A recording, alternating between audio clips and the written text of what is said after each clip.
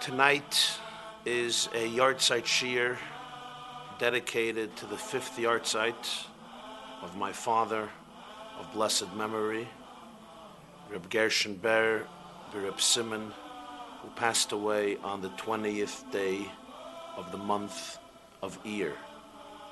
Tonight's class is also dedicated by David and Ida Schattenstein in the sacred memory of Rabbi Gabi and Rivki Holtzberg and the Mumbai Kedoshim, and in the loving memory of a young soul, Alta Shula, Bas Reb Yosef Yitzchak and Hindel Swerdlov. Tehei Nishmasam Tzrura, B'tzrur HaChayim. Tear down the wall, how a single letter in the Torah tells the story of 5 millennia. You know, they tell the story about the husband who comes home and tells his wife, "My dear wife, finally, after so many years, your dream has come true. You always wanted to live in a far more expensive and rich home. Well, indeed, the landlord raised the rent today $2,000. The human body contains 100 trillion cells. Within each cell, there's a nucleus. Within each nucleus is a double copy of the human genome. Each genome contains 3.1 billion letters of genetic code, which if it was transcribed, it would fill a library of 5,000 books. So each cell of the 100 trillion cells in the human body contains a blueprint of the entire body of which it is part. These scientific discoveries of recent years are absolutely wondrous, and the truth of the human body parallels the truth of Torah. Zois ha-Torah Adam, the verse says. The human body reflects the body of Torah. Tonight, we're not going to discuss a section of the portion of Behar, not a story of Behar, not a law or a mitzvah or instruction of the portion of Behar, not a paragraph or a sentence, a verse, not even a word. We're going to address a single solitary letter in the portion of Behar, a single cell. And this single letter encapsulates 5,000 years of history. From a single letter, we can glean a profound philosophical, psychological, sociological, and spiritual insight and perspective on ourselves and the world. A little background, though, is necessary, so I'm going to give 2 brief introductions as we embark tonight on a journey into a single letter in the Torah portion of Behar. Introduction number 1. Sometimes there is a difference between the way a word is written in the Torah and printed in the Chumash, and the way it is read and pronounced. The difference is usually very minor. Sometimes it's not even noticeable.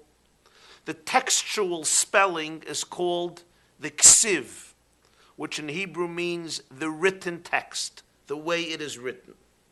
The traditional way we pronounce the word is called the kri, which means the way you read it and pronounce it.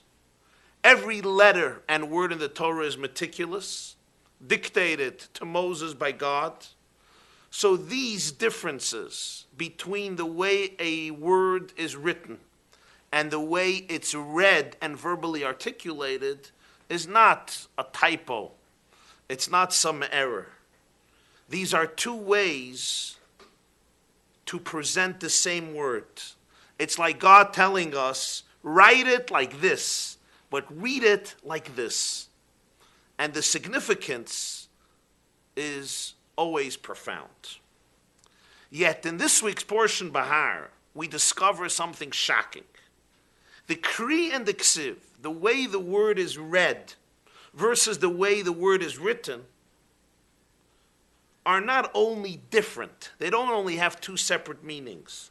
They rather diametrically contradict one another. Their interpretation is in complete conflict. And this we must understand and study and learn and appreciate. That's introduction number one. The ksiv and the kri, the way a word is written or printed, and the way it's pronounced and read when we read the Torah, publicly or privately. Introduction number two. In the portion of Behar, the Torah discusses the laws concerning the sale of land in Eretz Yisrael in the Holy Land. After the Jewish people entered the Holy Land in the year 2488 since creation, under the leadership of Yehoshua ben Nun of Joshua, the pupil of Moses. This was in the secular calendar in the year 1273 BCE, before the Common Era, or 2488 since creation in the Jewish calendar. Joshua assigned a plot of land to every tribe of the 12 tribes and to every family among the 12 tribes of Israel, discussed at length in the book of Yehoshua, the book of Joshua, and the Bible. What happened if a Jew fell upon hard times and was compelled to sell his ancestral field or his ancestral home? The Torah gave him the right to redeem it. When he had some money, he could come back to the buyer and get back his field. He would obviously have to refund him with the money. He would have to give him back the money based on how many years he benefited from it, and he would get back his field or his home. Let's say he did not redeem it. He didn't have the money to redeem his field or his home. Comes the Torah and says that on the Jubilee Year, the year of Yovel, the field would return to the seller automatically with the arrival of the Jubilee Year. What was the Jubilee Year? After the Jewish people completed the conquest and the settling of the land of Israel, which took 14 years since they entered it, they began counting their years in cycles of 50. Every 50th year was observed as a Yovel year, or in English, Jubilee. But the word Jubilee comes from the Hebrew Yovel, which is Jubilee. During that special year, every 50th year, all the ancestral plots of land that had been sold during the previous 49 years automatically reverted legally to their original owner. Almost no sale or gift in Israel was legal for longer than 49 years. That year also absolved loans. It freed all slaves. So imagine, in ancient Israel, you cannot sell a property for more than 49 years. It was impossible. At some point, the sale was null and void. the property would go back to the original owner, and naturally, this affected the price of real estate, because you knew when Jubilee is coming, in 10 years, in 20 years, in 30 years, the real estate is going back to the original owner. So even if I sold it to you and it was a sale, and I sold it to you forever, it doesn't work. Legally, the 50th year came, Jubilee year, and it went back to the original owner. Now, the Torah discusses 3 categories in Behar. If you sell a field, if you sell a home in an open city, an unwalled city, and if you sell a home in a walled city in the Holy Land. If you sold a field, you could not redeem it for 2 years. After 2 years, you could redeem it, pay out the money to the buyer, and acquire your field back. If you did not redeem it, Jubilee comes, and it goes right back to you. Category number 1. Category number 2. If you had a home that you sold, and the home was in an open city, an unwalled city, then you can redeem it immediately. Even if the buyer doesn't agree, you could redeem it right away. If you have the money, you can get back your home right away. And if you don't, again, Jubilee comes, the home comes back to you. As we said, Jubilee, Yovel, nullifies almost every single sale and gift in the ancient land of Israel. There was one exception. What was the exception? If a poor Jew sold his home that was located in a walled city in the Holy Land, a city surrounded by walls, and you sold your home in that city. Here, the law suddenly changes dramatically. The home, the Torah says, could be redeemed only until the first anniversary of the sale. After that, it remains the property of the buyer permanently and would not return to the seller even with the arrival of the Jubilee year. In other words, even Jubilee, which canceled every sale and gift and returned the land to the owner, would not cancel and reverse this sale. This sale of the home in the walled city remained the domain of the buyer. Now, I should just emphasize the Torah indicates that the laws of Jubilee apply when Kol Yoshvei Aleh, which means only when most of the Jewish nation lived in the Holy Land. And therefore, after the Assyrian king Sancheriv conquered the northern kingdom of Israel and exiled the 10 tribes who were lost and assimilated in the world until today, we don't know what happened to the 10 tribes. From that moment, which was around 150 years before the destruction of the first Commonwealth, the first temple, the laws of Jubilee did not apply anymore. So when the Jews made the second Aliyah, when they came back to build the second temple, there were no laws of Jubilee any longer because most of the Jewish nation was not living anymore in the Holy Land. From then on, you can sell real estate in the Holy Land like you can sell it in Chicago, Los Angeles, and New York, of course, with some important differences, but as far as a sale, you can sell it permanently. So in summation, all homes and fields sold in ancient Israel would automatically return to their original owner once every 50 years, when the Jubilee year arrived. Only a house located in a walled city could be sold eternally. If you didn't redeem it the first year, it remained the property of the buyer 50 years, 100 years, 200 years, 300 years, and so forth. Please bring up source number 1. Let us see this law stated inside. Source number 1 in your curriculum, right below the video. You have a PDF document. Please open it up and bring up source number 1. Parshas Behar, the Torah says. Let's read inside. V'ish ki yimker beis moishav ir chayma. If a person sells a residency, a home of residency, in a walled city, it can be redeemed till the conclusion of the first anniversary of the sale.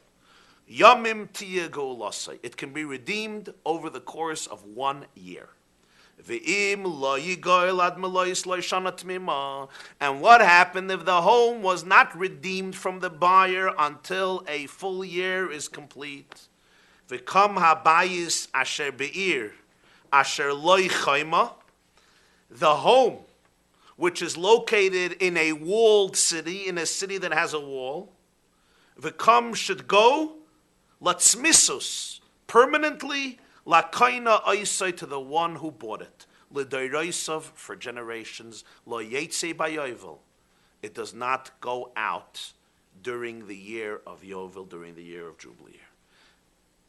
During the Jubilee Year. This home in the walled city becomes the property of the buyer, litzmisus, permanently, for generations.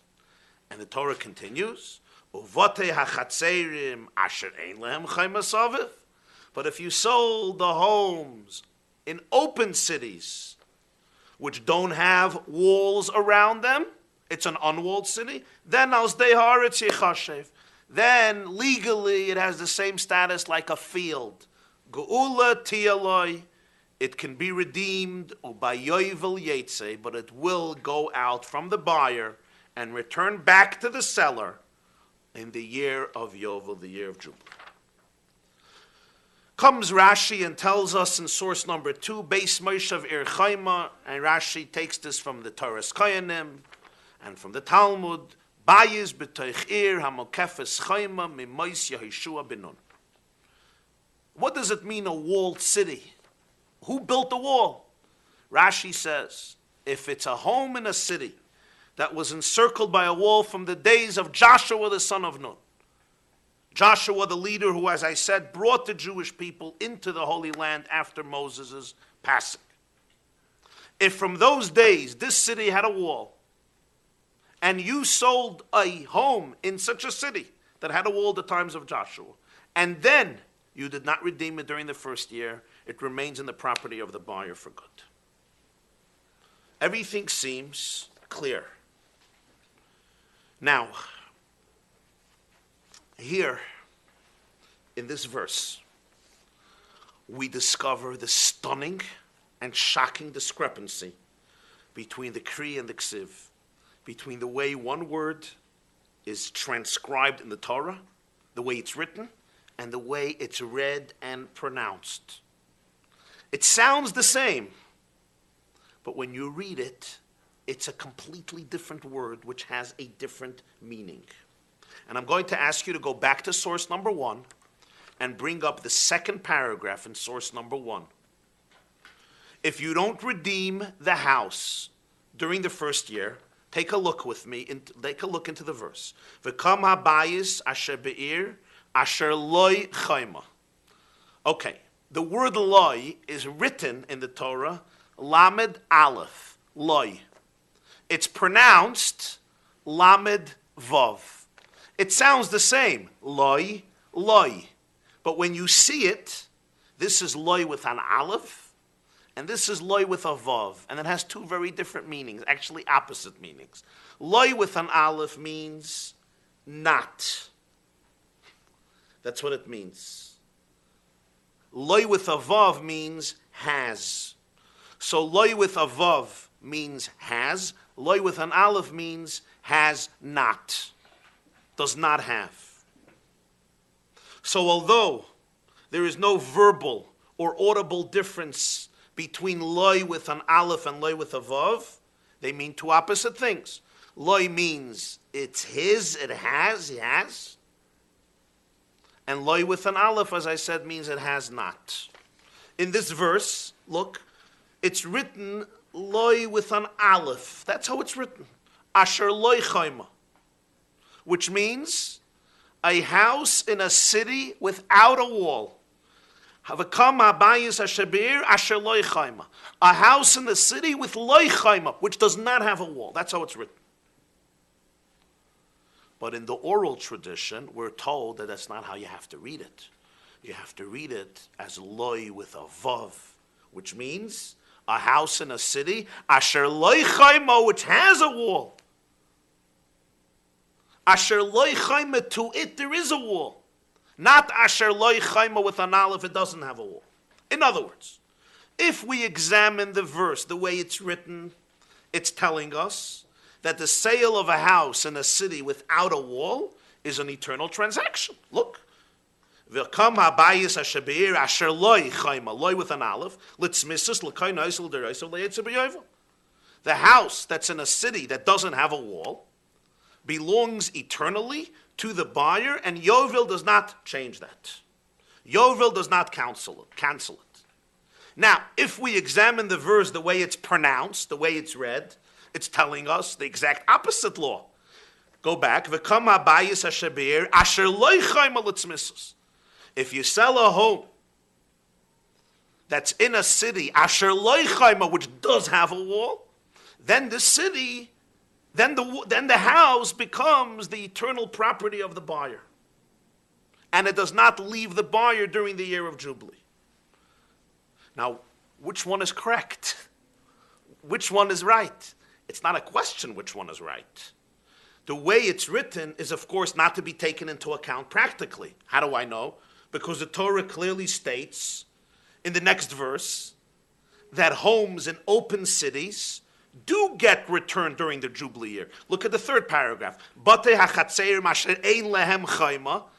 Homes in open cities which don't have a wall, by Yovel Yetze, goes out in Yovel. So there's no question that the Torah is clearly telling you that if you sell a home in a city without a wall, it goes out during Yovel.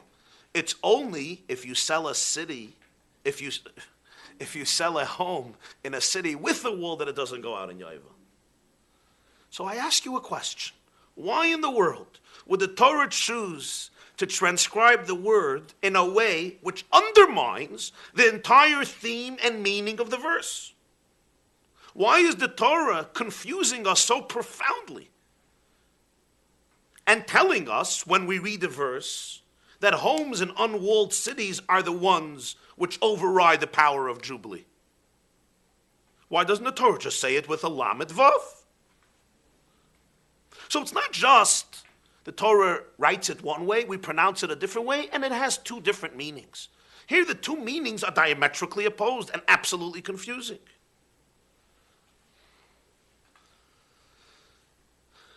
One letter, Aleph or Vav. Here is a linguistic feat of Torah which is unparalleled, unmatched, uncontested in any other literature. By this contradiction and confusion, the Torah is communicating one of its most vital lessons about money, power, security, status. For this, we have to understand something about the Jubilee Year. In our society, I sell you a home, it's yours, or it's the bank's, but it doesn't belong anymore to the seller. What was the concept of the Jubilee Year? No sale could be longer than 49 years. Why? I want to sell you a home for good. You're paying me a lot of money. No, it's only for, at most, 49 years. Usually it was less than 49 years, because the moment Jubilee Year came, it was canceled. What was the idea behind this? So the Torah tells us the idea in Behar. Open up source number 3, please. The Torah says in Behar, Ha'aretz lo yisimacher litzmisus. The land cannot be sold permanently. Why? Ki li kol ha'aretz. Ki li ha'aretz. Because the land belongs to me, to God. Ki geirim v'seishavim atem imadi. You are guests and residents with me. It's my land. And to inculcate within the human psyche the fact that it's my land, there is no sale that's eternal, that's permanent. You sold the land, it's yours. It goes back to you because it's my land.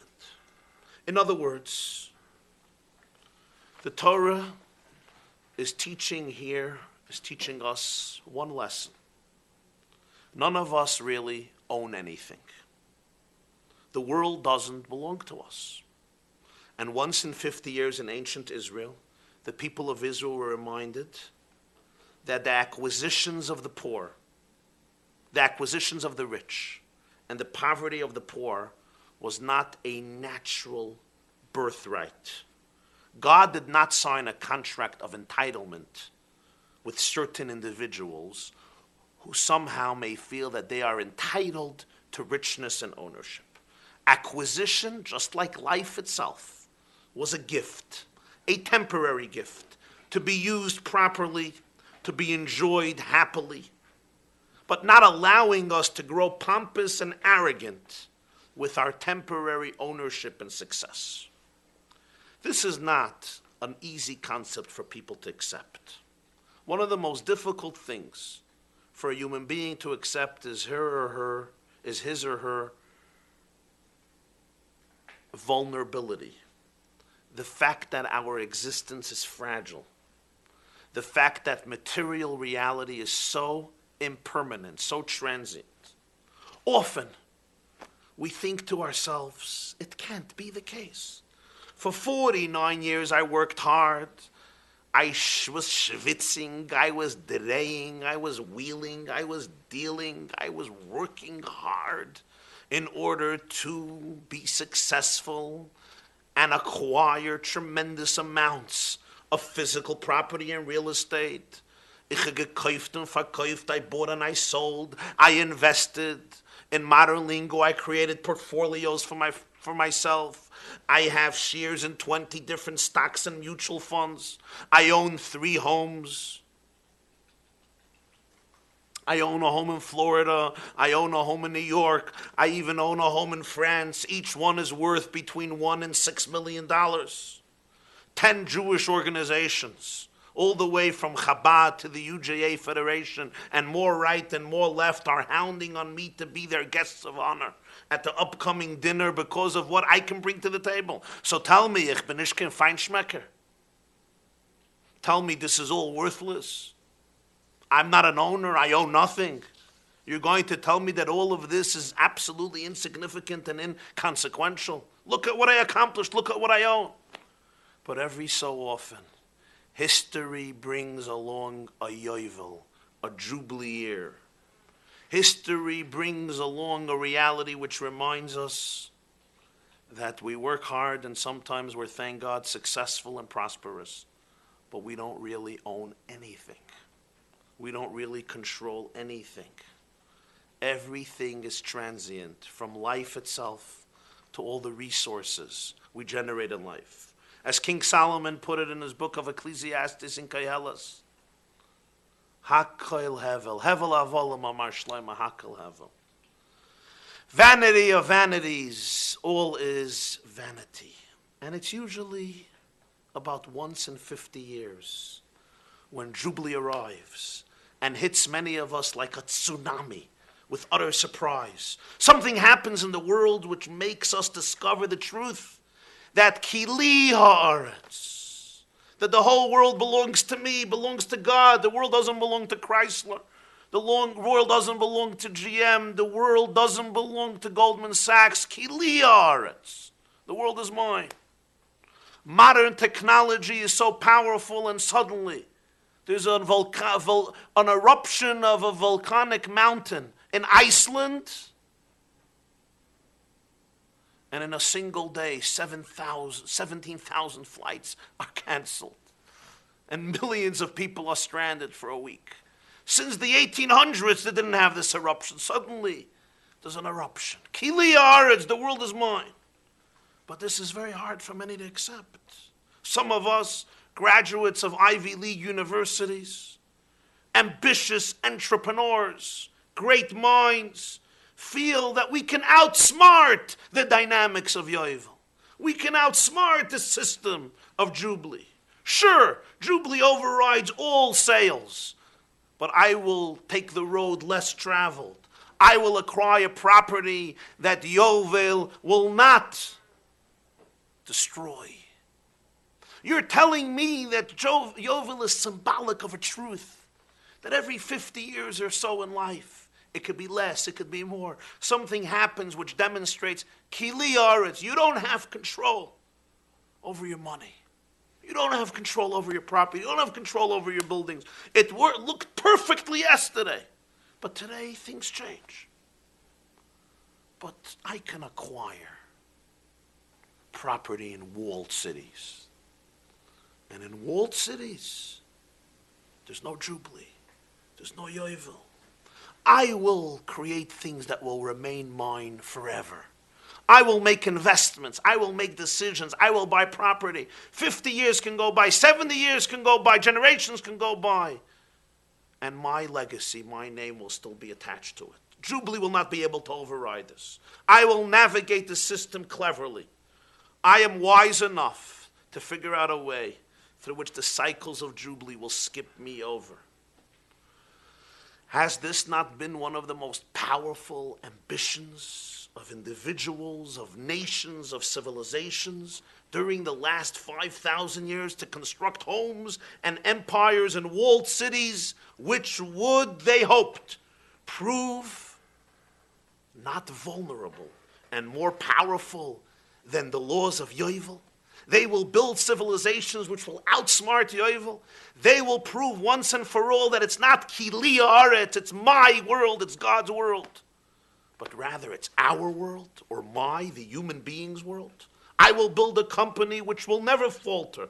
I will build an empire which will never fade away. I will build a firm which will prove more powerful than any of God's Jubilee years. I will acquire a structure in a walled city. In ancient times, the wall of a city was very significant. The greatness of a city would be measured by the thickness and the height of its chayma, of its walls.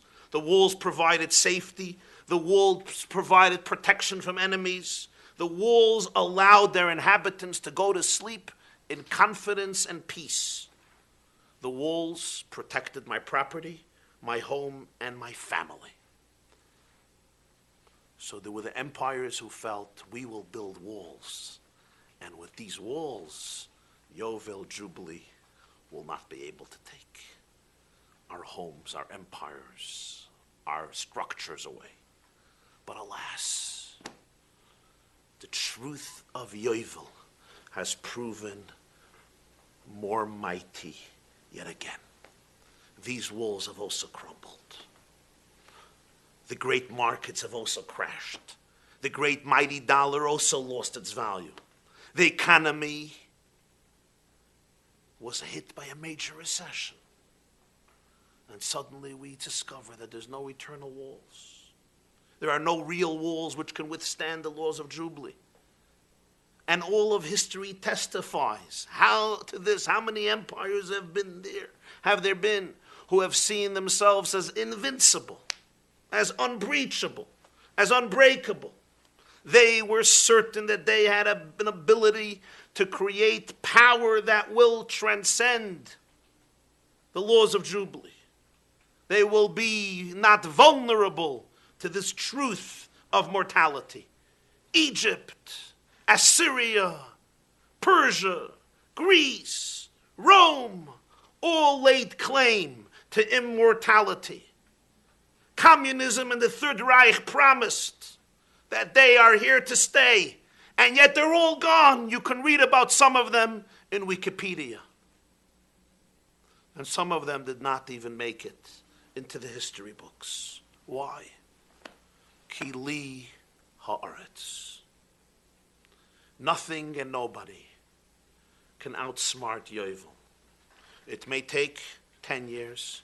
It may take 50 years. In the case of Rome, it took 500 years. But we cannot own anything forever. You remember, some of you remember, the Berlin Wall. Olav Shalom. That terrifying fortress constructed by the communists in August 1961 in order to keep Germans from escaping. Communists dominated East Germany into democratic West Berlin. They didn't want those living in the eastern side of Berlin to transfer themselves to the democratic west side of Berlin. The wall extended for 100 miles surrounding West Berlin. It included electrified fences, guard posts. It was a 12-foot concrete thick wall, and it stood as a stark symbol for the decades-old Cold War between the United States and the Soviet Union, both dominating both trying to dominate the world. And then the day came, June 12th, 1987, when President Reagan spoke those famous words, and he said, as I looked out a moment ago from the Reichstag, that embodiment of German unity, I noticed words crudely spray painted upon the wall, perhaps by a young Berliner. This wall will fall. Belief becomes reality. Yes, across Europe, this wall will fall, for it cannot withstand faith, it cannot withstand truth. The wall cannot withstand freedom. Mr. Gorbachev, tear down this wall. And sure enough, yet another wall came down. Lenin and Stalin's great Iron Curtain crumbled after 70 years of hellish suffering and cruelty in Stalin's communist paradise, which turned into a living hell on earth for so many. The idea of Jubilee prevailed yet once again. No dictator owns eternity. No tyrant owns history. Ki li haaretz, the world belongs to me. So Jubilee has taken away many a home, many a market, many a empire, many a civilization, many a culture, many a structure.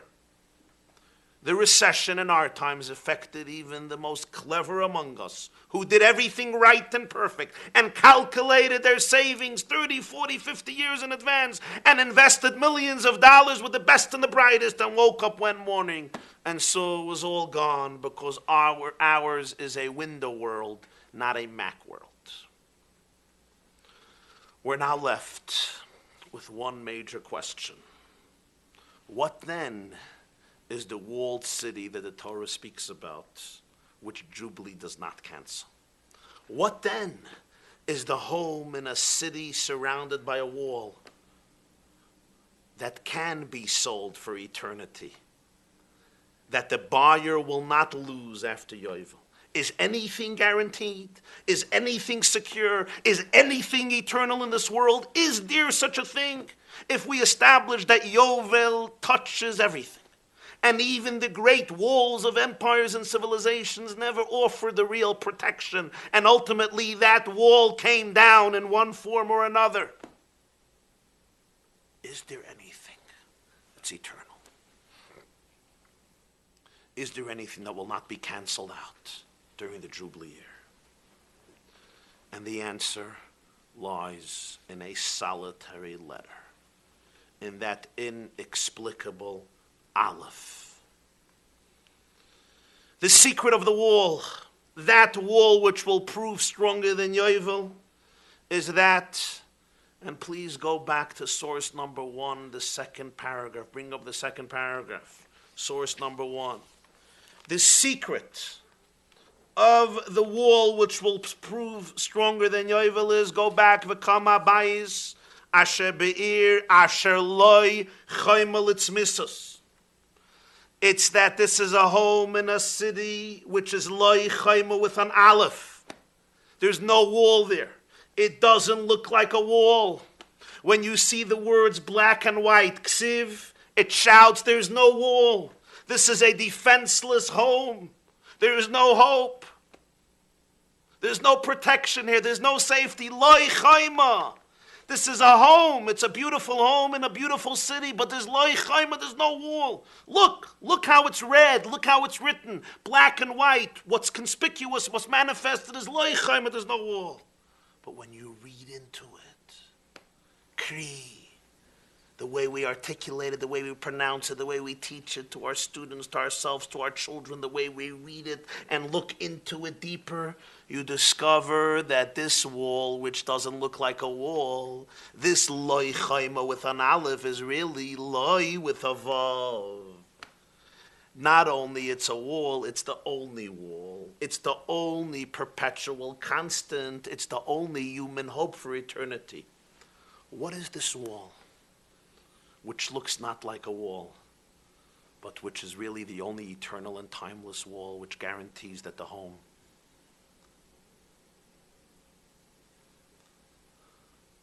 remains eternally in the hands of the one who purchased the home?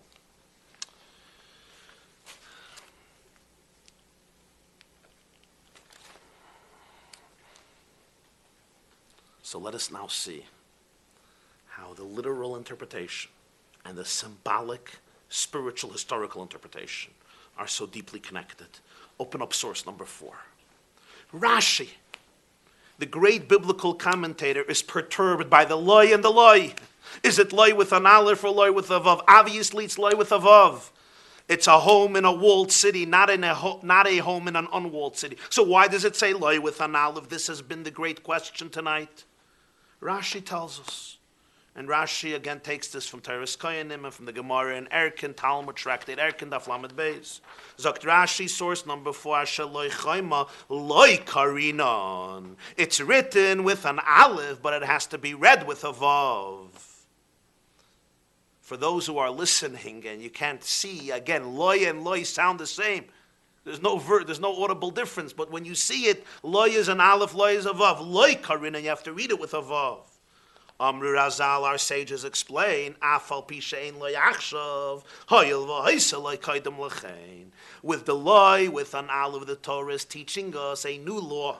Even though today the city has no wall, loy with an aleph, but if it used to have a wall, in the times of Yehoshua ben Nun, then it's considered today too as though it's a home in a walled city.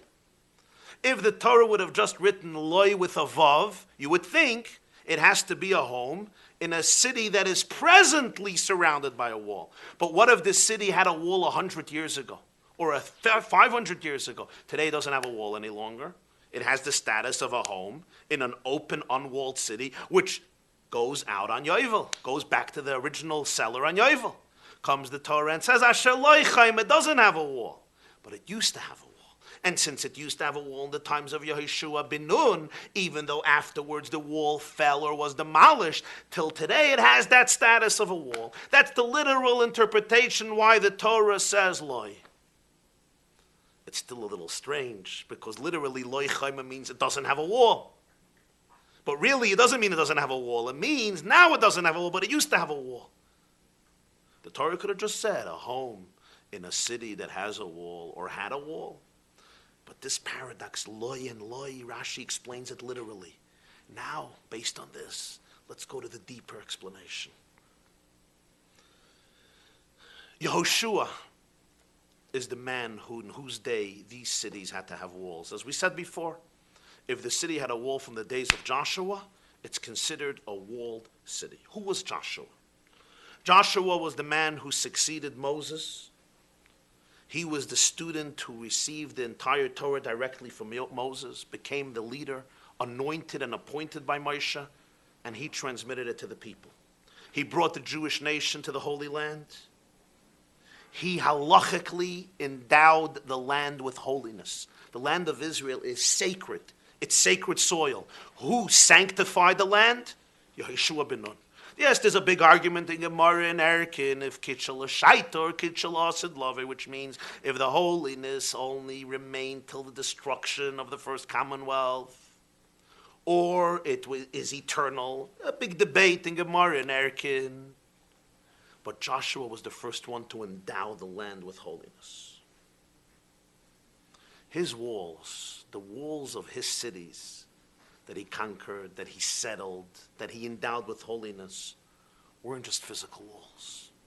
His walls represent the walls of Moshe Rabbeinu, the walls of Sinai, the walls of faith, the walls of Torah. Take a look in source number 5. Zok the Gemara in Baba Bastard of Zion Amid Beis. The last line in Gemara there. The verse says in the Song of Songs, Ani chayma, I am a fortress, I am a wall. Zog the Gemara, Ani chayma zu Torah. I am a wall, this is Torah. Joshua is the one who transmitted Torah to the new generation in the new land. Moshe never went into the land. Yehoshua is the one who gave us Torah. He built these types of walls for the Jewish people. These walls, they are eternal. They defy the ebb and the flow of history. They transcend and are unaffected by crisis and chaos. They seem to be fragile. They sometimes even seem non-existent. Loi chayma, there's nothing to them. What is there to the wall of Torah? They appear to be written with an aleph, but search and go deeper and you'll find that they are engraved with an eternal vav. One of the most powerful stories to illustrate this is in Gemara and Talmud, in Tractate Git, in Masechta Git, in the 5th chapter, Daf Nun Vav, Amud Aleph and Amud Beis, 56a and b. It's the year 68 after the Common Era. The great empire of Rome was at the peak of its might. Jerusalem is besieged, starving, desperate. Vespasian is the ruthless commander-in-chief of the Roman army. He is directing the operation to destroy the city of Jerusalem once and for all. Rome is at its peak, and Jerusalem is at its lowest, most desperate point. It was at this crucial moment that the great Jewish leader of the time and great scholar, Rabbi Yochanan ben Zakkai, decided that he wants to meet Aspasionis Vespasian. The problem was Jerusalem was populated by Jewish zealots who did not believe in making a peace treaty with Rome, even though there was no hope for them to win. They decided they're going to fight Rome till suicide, and they would not allow any attempt of Rabbi Yochanan to meet Vespasian. So he had to disguise himself as a dead man, as a corpse in a coffin, and his students take him out of Jerusalem, which is besieged, to, so to speak, bury him. Once outside the besieged city, he goes and he meets Vespasian, and when he meets him, he says, "Peace unto you, mighty Caesar." Vespasian wants to punish him for this chutzpah and audacity to call him the Caesar, while there is still a Roman Caesar. He's just a commander. But right then, a delegation comes and notifies him that Nero died, and the Senate in Rome decided to appoint Vespasian as the new emperor, as the new Caesar. He is extremely moved by the presence and the wisdom and the force of Rabbi Yochanan ben Zakkai, and that's when Vespasian told Rabbi Yochanan, "You can request what you want, and I will fulfill it." And Rabbi Yochanan ben Zakkai asked for 3 things, but what was the first thing he asked for? Tenli Yavne v'chachameha.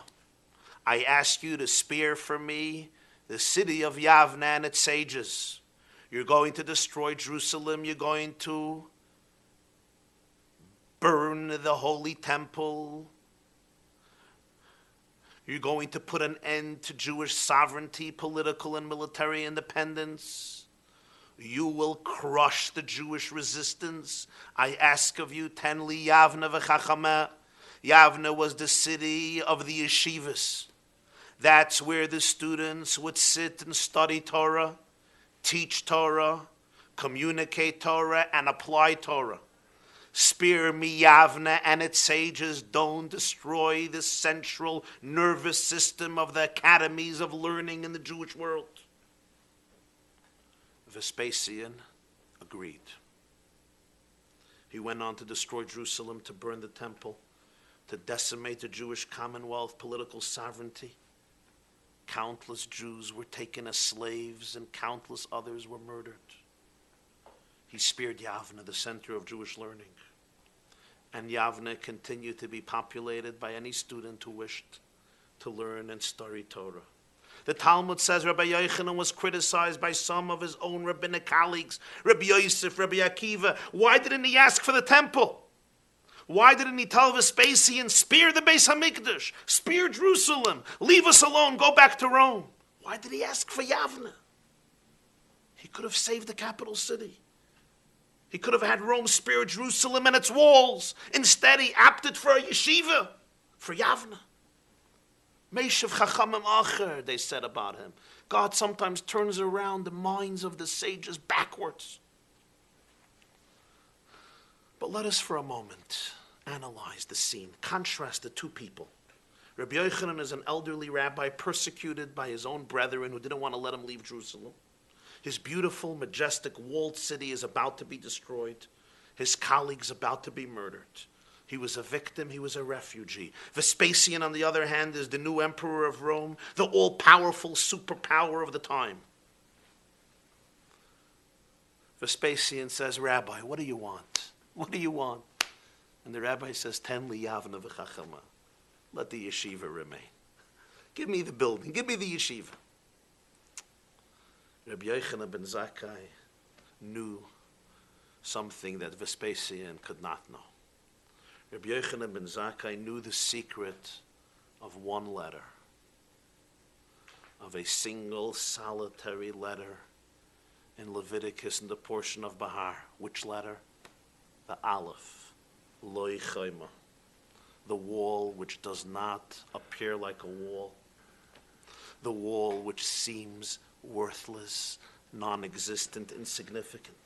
Rabbi Yochanan ben Zakkai knew that there is one real and timeless wall, Ani Chayma Zu Torah, the fortress of Torah, the tower of mitzvahs, the wall of Jewish values and tradition. He knew that the authentic wall, the eternal wall, was one that was constructed not of mortar, not of stone, not of dollars, not of stocks, not of portfolios, and not of investments. It's a wall that is constructed of words and of deeds, words of Torah, acts of mitzvahs. These walls would never falter because they are not human structures, they are divine. So Rabbi Yochanan ben Zakkai knew that he may be standing in front of Vespasian, who is the most powerful man on the planet today, with the mightiest army of the greatest empire that the world has ever seen, with walls towering almost to heaven. But he knew that these walls were superficially strong, despite their thickness, density, height, and concreteness. And he knew that one day Rome would be a subject studied in school. So look what happened. While Rome had its eyes fixed on the physical walls of Jerusalem, while Vespasian zoomed in on those strong physical chaimas, determined to destroy it, determined to crumble and shatter and crush those walls and conquer the city and destroy it, a single rabbi, one man, had his eyes fixed on a very different type of wall. The wall built of the stuff of eternity. And Rabbi Yochanan decided to invest his energy in that wall, the wall of Yavne. The walls of Yavne seem frail. How can a Blat Gemara stand up to Rome?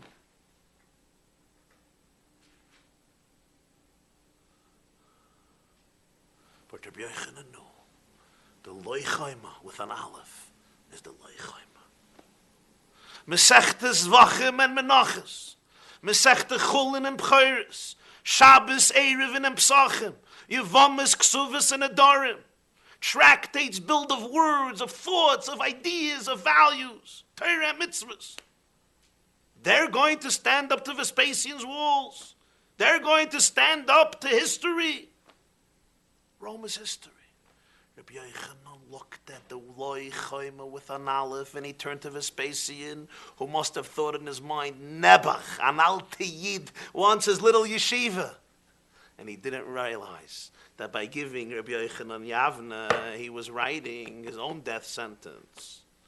Because the eternity of the Yiddishkeit of Judaism and the Jewish people is the wall of Yavne, it's the wall of Torah. What happened in reality? The Loi Chayma with an Aleph, the no wall, was really the only Loi Chayma with a Vav. The only reality which outlived all of the tsunamis, all of the Yovels, all of the revolutions of history. Yavne was responsible for ensuring the survival of Judaism.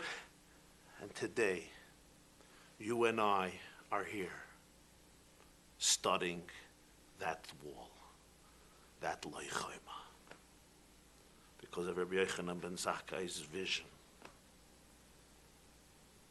and depth of understanding. Today, history once again repeats itself. The once immortal empires of Bear Stearns, of Chrysler, of GM, of Freddie Mac, of many a company and a bank, a fund and a structure. They too have fallen. Foolproof investments vanished overnight. Yovel has come and the wheel of fortune continues to spin. Even the greatest wall in our culture, the mighty Wall Street, the wall of all walls, the chayma of all chaymas, it also came crashing down. Because kilihar, it's the world is mine. Times of this, one must remember that real security and endurance never comes from man-made financial or physical structures. Those structures are beautiful. They ought to be built and enjoyed and used for productive and meaningful and kind and moral purposes. But endurance and eternity come from the walls of Joshua, from the towers of Torah, from the towers of faith. It comes from the inner stability and confidence within our own souls, in our mission, in our divine destiny.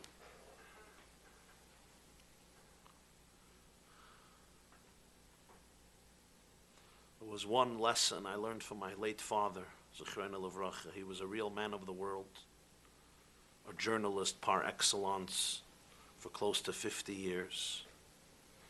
But he never worshipped the walls that modern man and woman creates. And often we tend to become enchanted and infatuated by these powerful walls and intoxicated by them. And my father always, I watched him, he covered the walls, he wrote about them, he appreciated them, but never lost focus, never became inebriated or drunk by these walls. Parents, educators, mentors, teachers, fathers, mothers, we have to reflect, what is it that we're giving to our children and our loved ones which will stay with them for life? Are we giving them merely walls, modes of protection, which might one day prove to be skin deep and temporary, or are we giving them fortresses which will never be destroyed? Are we investing in a Berlin Wall, or like Rabbi Yochanan ben Zakkai, do we have our eyes and our hearts fixed on walls that after 3,000 years have still not been breached? Have a good night.